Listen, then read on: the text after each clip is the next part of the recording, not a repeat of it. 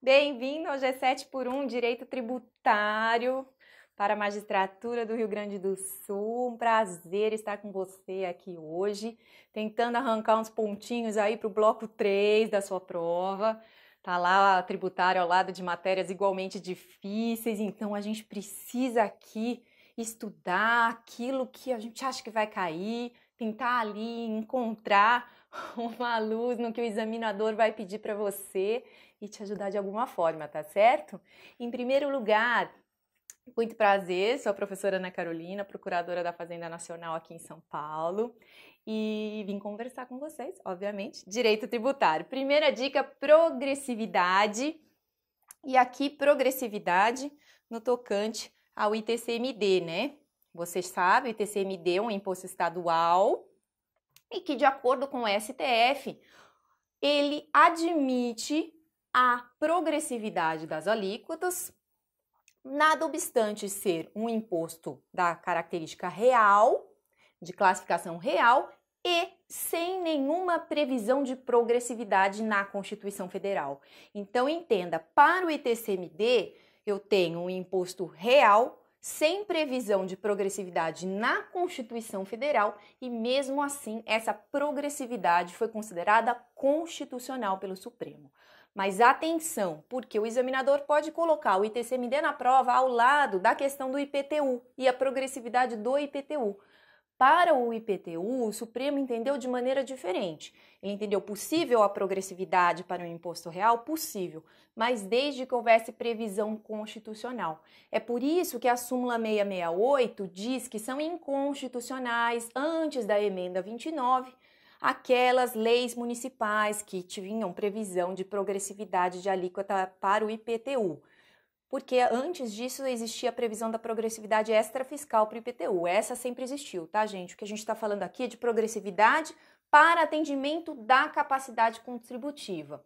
Tanto para o ITCMD como para o IPTU são possíveis, só que o STF, no caso do ITCMD, entendeu que não precisa de previsão constitucional, tá bom? No caso do IPTU, ainda está em vigor a súmula 668, que exige previsão constitucional. Essa previsão constitucional existe, mas a partir da emenda 29 de 2000. Então, antes disso, as leis municipais que continham previsão de progressividade são consideradas inconstitucionais. Na ementa do ITCMD, o STF fez expressa ressalva quanto à súmula 668, então a gente precisa aguardar um novo posicionamento do Supremo, ou então a gente considera válida as duas disposições, tanto para o ITCMD sem previsão constitucional, como para o IPTU com previsão constitucional a partir da emenda 29, tá certo? Vamos lá. Taxas de polícia e de serviços, uma espécie tributária diferente, prevista lá no artigo 145.2 da Constituição. No tocante à taxa de polícia, você precisa saber que ela depende sempre do efetivo exercício do poder de polícia. Então, exercício efetivo, preciso sempre exercer para poder cobrar. Agora, existe jurisprudência do Supremo que entende esse exercício presumido quando há um órgão fiscalizador em efetivo funcionamento, ainda que não se comprove a fiscalização em cada estabelecimento individualizado. Então, se existe um órgão fiscalizador, posso cobrar a taxa pelo poder de polícia a título de renovação, ainda que o poder público não tenha entrado lá no meu estabelecimento fiscalizado novamente, tá certo? Exercício presumido, não quer dizer que ele não tenha ocorrido, tá certo? Sempre efetivo. Mas, se houver esse órgão fiscalizador em efetivo funcionamento, considero aqui preenchidos os requisitos constitucionais para cobrança da taxa, tá certo? Taxa de serviço, você sabe, depende aqui que o serviço seja específico e divisível. Específico quando o contribuinte sabe pelo que está pagando. Então, se tem uma taxa de serviços gerais, aí você está contribuindo com a taxa, você não sabe pelo que você está pagando. Então, essa taxa não poderia existir, tá certo? Divisível, quando o Estado sabe qual é o beneficiário do serviço. Então, é por isso até que eu coloquei a observação da súmula vinculante 41 aqui para você. Por quê? Falta de visibilidade. O Estado não sabe quem é o contribuinte no caso do serviço de iluminação pública. Qualquer pessoa que estiver passando na rua é o contribuinte, ainda que ele não esteja, não more ali, não está naquele qual, foi uma vez por ano, ele não sabe quem é o contribuinte, falta de visibilidade, não pode cobrar taxa de serviço, tá certo? Vamos adiante. No caso do ICMS, necessidade de ajuste e operações não presenciais. Primeira coisa, no caso do ICMS, você já precisa lembrar desde sempre que ele é uma exceção àquela regra do artigo 150, parágrafo 6º da Constituição, que exige lei específica para a concessão de benefícios fiscais. Ele é uma exceção. Por quê? Para todos os tributos, se eu quero conceder benefício fiscal, eu o faço mediante lei específica. Para o ICMS, eu tenho uma previsão constitucional que exige a celebração de convênio. Convênio esse para a concessão de benefício fiscal, que depende da unanimidade dos estados representados. Então, veja como seria difícil a concessão de benefícios fiscais em matéria de ICMS. Todo mundo tem que concordar, tá certo? É uma exceção constitucional. A única coisa, existe uma jurisprudência do STF, que de vez em quando pipoca em provas, diz respeito à isenção nas contas de água, luz, etc., dos templos de qualquer culto. Veja que aqui não é imunidade, tá? Porque o contribuinte de direito é a concessionária, não é o templo, tá? Então, em tese, aqui todo mundo teria que pagar bonitinho. Agora, o templo pode ter isenção por lei? Pode, porque não tem o condão de gerar guerra fiscal, não vai ter disputa pelos estados de quem vai ter mais igreja, tá bom?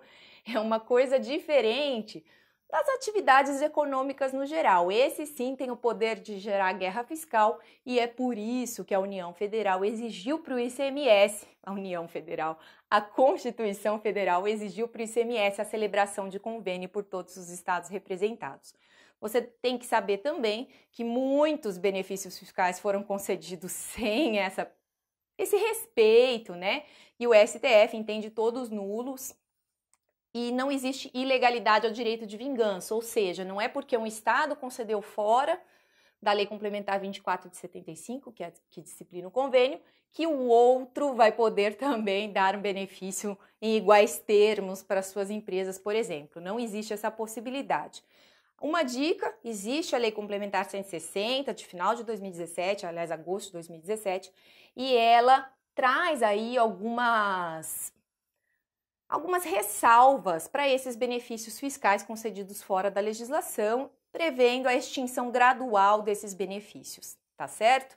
Já tem convênio celebrado com base na Lei Complementar 160 de 2017, mas a regra é convênio unânime, estados representados, se não for concedido nesses termos, será nulo o benefício fiscal, tá certo? Necessidade de ajuste. Necessidade de ajuste quer dizer o seguinte: quando eu tenho aquela chamada tributação para frente ou progressiva, substituição tributária para frente ou progressiva, melhor ainda, ele não está querendo me obedecer, vocês estão vendo, né? Você ganhou 30 segundos de aula só porque eu não consigo escrever na tela, tá vendo? Eu compenso para vocês. Olha só, o ICMS na operação de substituição tributária progressiva ou para frente, necessidade de ajuste. Tinha uma discussão imensa, mas agora o Supremo facilitou para você. Demorou um tempão para decidir, mas decidiu. No caso da substituição tributária para frente, lá na Constituição já se previa a devolução do valor pago, caso o fato gerador presumido não acontecesse. O que se discutia era a possibilidade de restituição de valores caso o fato gerador presumido acontecesse num valor diferente daquele que havia sido suposto quando da substituição, tá certo? Então, alguns estados davam a restituição, só que a título de benefício fiscal, alguns não davam. discussão imensa. Agora, o que você precisa saber é a decisão final do Supremo. Olha só, tanto no caso do fato gerador que não aconteceu, como no caso do fato gerador que acontece em valor inferior ao presumido, é necessária a restituição do valor pago, total ou a diferença, tá certo? Agora, também, se porventura acontecer, né, do fato gerador ser por um valor maior, ele paga a diferença. Raramente acontece, por isso que tinha tanta discussão, né? O pessoal queria de volta. Mas o Supremo agora já entendeu, está pacificado, sempre vai ter ajuste. Sempre. Não importa se isso aí desvirtua todo o benefício do sistema de substituição tributária, tá certo? Porque aqui é uma questão de devolver aquilo que não aconteceu. Seria muito injusto você cobrar por algo e depois você sabe que ele não existiu e ainda assim não devolver esse valor. Agora, pacificado. Se for por um valor diferente, ou se recolhe a diferença ou se restitui a diferença, tá certo? Então, sempre na substituição tributária para frente, eu tenho essa necessidade de ajuste, tá certo? ICMS nas operações não presenciais. Muita discussão aqui também, mas o que você precisa saber é uma alteração via emenda constitucional. Então, naqueles casos em que há uma destinação de mercadoria para um contribuinte situado em outro estado, um consumidor final situado em outro estado, e a gente precisava saber se ele era contribuinte ou não do imposto. Então, vamos separar. Operações não presenciais. Então, eu tenho uma mercadoria em São Paulo que vai para o Rio Grande do Sul para um consumidor final. Esse consumidor final, ele podia ser ou não comerciante, ou seja, ter o poder de emitir nota fiscal. Se ele fosse comerciante,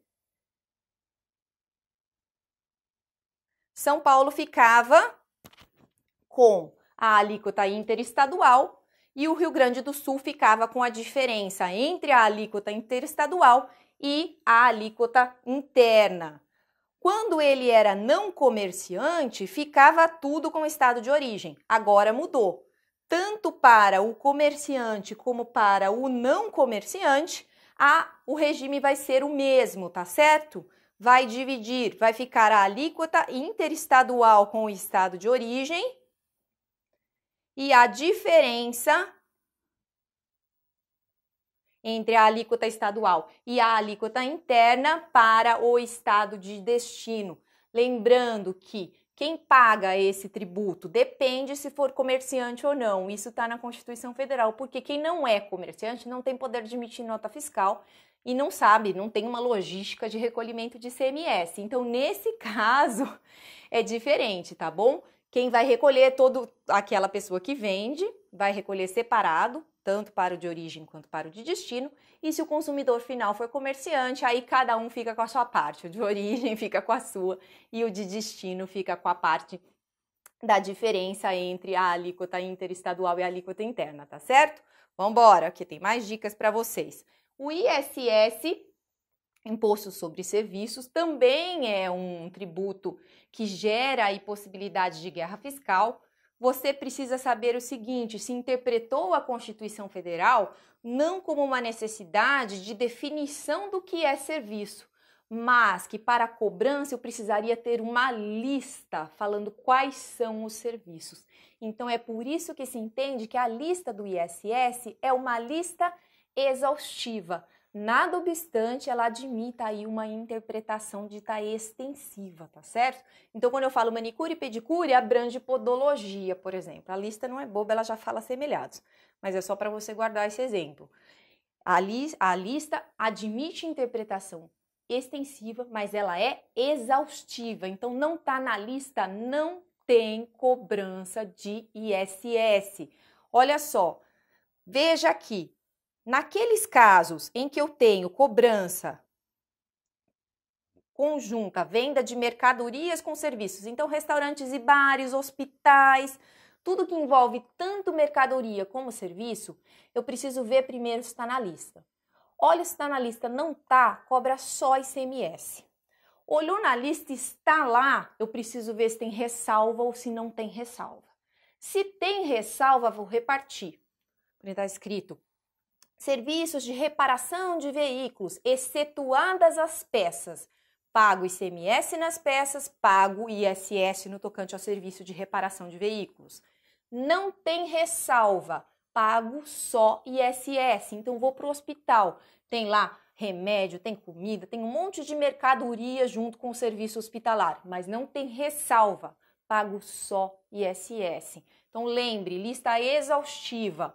Se não está na lista e vem junto com o fornecimento de mercadoria, só ICMS. Está na lista com ressalva, reparte. Está na lista sem ressalva, paga só ISS, tá certo? Agora, ISS, guerra fiscal. A Constituição Federal, ela teve, assim, essa visão, né, de que o ISS poderia conduzir guerra fiscal só depois, né? O legislador constituinte demorou, veio via constituinte derivado, tá? Então, agora existe uma previsão constitucional da necessidade de fixação de alíquotas mínimas para o ISS, para evitar a guerra fiscal, que é o município ao lado, né, de um grande polo industrial, por exemplo, coloca ali uma grande cidade, coloca um ISS de 0,5%. Não pode mais. Aliás, a alíquota mínima é 2%, ficou no ADCT, agora já está na lei. A alíquota mínima é 2% e, muito importante, não é só a alíquota que não pode ser reduzida, é qualquer coisa que conduza a uma alíquota menor. Então, veja, se eu coloco que a base de cálculo é metade do valor do serviço, ainda que a alíquota na lei seja 2, ela vai ser de 1, porque quando eu calculo a base de cálculo vezes a alíquota vai dar metade. Então, não adianta eu falar, alíquota 2%, parece que eu estou cumprindo aquilo que está na legislação, né? E estava no ADCT anteriormente, mas agora a legislação é mais explícita. Eu não posso fazer nenhuma conduta que conduza a uma alíquota menor que 2%, porque isso estimularia a guerra fiscal, está lá na lei, vai ser nula essa concessão também, tá certo? Derrubada de veto, aqui muito importante, tá? Lei Complementar 157 de 2016, ela trouxe para nós uma previsão, foi vetada e aí foi derrubado esse veto lá no Congresso Nacional, então está valendo agora, mudou um pouquinho o recolhimento do ISS no tocante aos serviços de cartão de crédito e débito, leasing e serviços de plano de saúde. Por quê? Porque as operadoras administradoras de planos de saúde, de cartão de crédito e débito, elas ficavam todas no Sudeste. Então, só que o serviço ele era prestado, né, no país todo. E os estados de destino, os estados em que esses serviços eram efetivamente utilizados, ficavam sem nada de ISS, porque a regra é a sede do estabelecimento. Então, agora, no caso desses aqui, tá, vai ter a repartição, vai ser aqui o local da prestação de serviço, tá certo? Para que o estado da efetiva prestação de serviço fique com um valor referente a esse tributo, tá certo? Uma mudança aqui relevante no que diz respeito ao serviço de crédito, débitos, planos de saúde e leasing, tá certo? E uma última questão que eu quero conversar, que vai dar tempo, falar um pouquinho sobre imunidade, porque todo mundo sempre pergunta de imunidade. É uma limitação constitucional ao poder de tributar muito questionada em concurso. Quando a gente fala em imunidade, lembrar que ela sempre tem previsão constitucional. Se houver amputação de competência pela via constitucional, eu estou falando de imunidade, ainda que a Constituição Federal fale expressamente em isenção. Não confundir os dois institutos, imunidade é sempre amputação de competência constitucional, enquanto a isenção é dispensa legal de o pagamento de tributo. Então, se o examinador está falando de algo constitucional, ele está pedindo para você imunidade. Se ele está falando de uma previsão de lei, ele está falando de isenção. Então, primeiro, diferenciar os dois institutos. Segundo, Quando eu falo da imunidade tributária recíproca, aquela proibição de cobrança de impostos sobre patrimônio, renda e serviços uns dos outros, eu tenho que lembrar que ela abrange também as autarquias e fundações do poder público e, igualmente, as sociedades de economia mista e empresas públicas prestadoras de serviços públicos obrigatórios e exclusivos do Estado. O maior exemplo, e geralmente o que é cobrado na prova, é o caso dos Correios. Então, os Correios são imunes de PVA? São imunes de ICMS quando vendem mercadorias? São, tá certo? E, no tocante à imunidade tributária religiosa, lembrar que não abrange a maçonaria não é considerada religião. No tocante àquela imunidade para as associações, partidos políticos previstos na linha C, nós temos que lembrar da súmula vinculante 52, que diz, ainda que alugado a terceiros, permanece imune ao IPTU imóvel. Então, lembra que o entendimento, tanto do STF nessa súmula, como do STJ, e isso vale para todo o bloco ali das imunidades, ele entende que se o imóvel ele tem, de algum modo, a destinação para o ente imune, ele permanece com a imunidade, ainda que esse imóvel não esteja no momento sendo utilizado. Então, mesmo que alugado a terceiros, tem jurisprudência do STJ, inclusive se o imóvel estiver vago, terreno baldio, tá certo? Permanece imune? Permanece. Quem tem que provar que há uma desvinculação entre aquilo que se exige, a desvinculação entre o imóvel e a finalidade, né, da entidade, tá certo? Lembrando também que a súmula vinculante 52, ela vale também ali para as instituições religiosas, tá certo? Então, ainda que alugado a terceiros, esse entendimento jurisprudencial vale para todas as imunidades, tá certo? Bom, nesses nossos 20 minutos, isso é o que eu consigo compartilhar com vocês. Sempre leia a parte constitucional antes da prova de direito tributário. Se tiver um tempinho, coisa muito difícil, dá uma lida no CTN também. Desejo a você uma prova iluminada, que todo o seu trabalho aí seja reconhecido pelo examinador. Muito sucesso, boa sorte e a gente se vê numa próxima oportunidade. Até lá!